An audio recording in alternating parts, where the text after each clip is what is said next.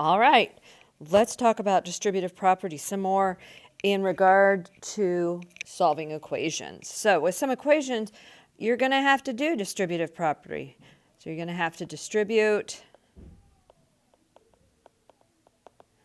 and also sometimes combine like terms before we can start solving the equation. So remember what we learned before with combining like terms.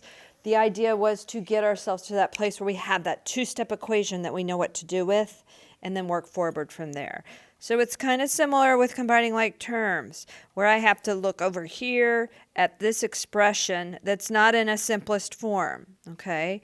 In this case, I have 3 needing to be distributed to x and then to negative 4. So I have 3x minus 12 equals negative 6. Voila. Two-step equation, ready to move on. So we've got the same thing on this next one. Let's take a look at this. We have distributive property. This one's a little bit trickier. Let's look at this. I want to look at this a little closer. This is one value currently. And then we have our negative 8. So in order to move on, the first thing we have to do is we have to distribute the 1/4 to the y and the negative 4. It doesn't distribute to anything that's not between the parentheses. So I have 1/4 y, I have 1/4 times negative 4, which is negative 1, and I have minus 8. Oh, wait a minute. So I did my distribution. Now I need to combine like terms. So now I have the two constants on the left side here to combine.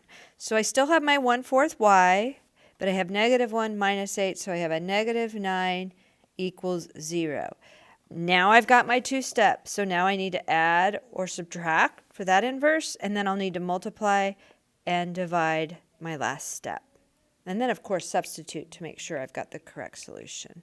Let's look at this one here, because it's another one that has a little bit more happening. It's a little extra busy. I'm going to draw my line down. I'm going to make sure I understand what is together. This is tricky. Remember, it's minus 5 times that quantity. So I need to distribute the negative 5. My 2 is just hanging out right now. Negative 5 times 4, minus 20. Negative 5 times negative x plus 5x equals 20. Let me fix my 2 here. It looks a little squirrely. Okay, well, we recognize also here that we've got like terms on this side that need to be combined before moving on. 2 minus 20. I'm going to bring my 5x over and then do minus 18. I don't have to write it that way, but I like it that way because it helps me keep my variable to the left. It could have also done negative 18 and 5x equals 20. Let's go ahead and let's finish this one out. So in order to complete it, I need to go ahead and add or subtract to start thinking about isolating that variable. I'm going to add 18 because that says minus 18, same as a negative, zeroed out, bring down my 5x equal to 38. I need to divide both sides by 5. X is equal to 38/5. So I can check that with substitution. So I'm going to go back up to my original equation, just like we've done every other time, okay?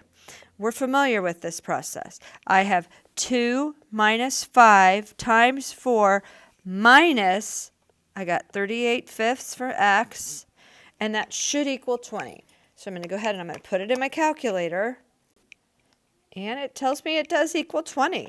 So it checks out. So I know that this is my correct solution. All right? I want to look at this one here. I've got 2/3 times 9 and 2/3 times negative 3n.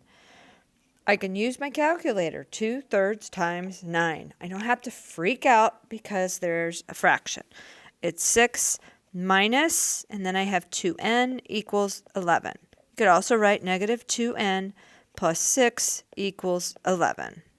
And then finish up with your solution.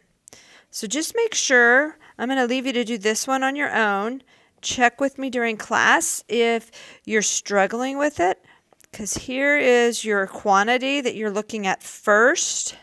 You're going to do your distribution, bring this down, bring your 7 down, combine your like terms. So you're going to distribute,